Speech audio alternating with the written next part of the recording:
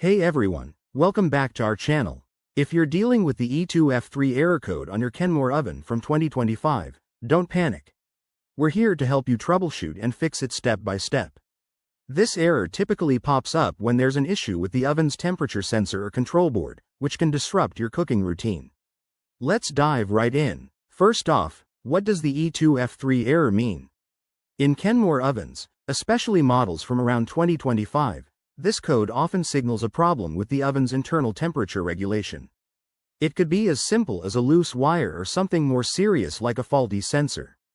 The good news is that many users resolve this without calling a professional.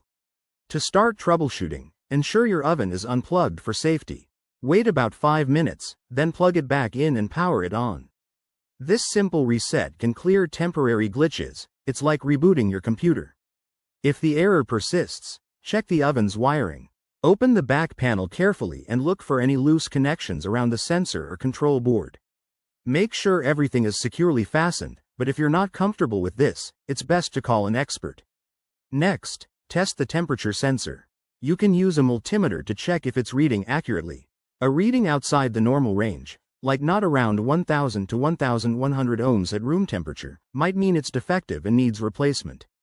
Kenmore parts are widely available online, and installing a new sensor is straightforward with a screwdriver and some patience.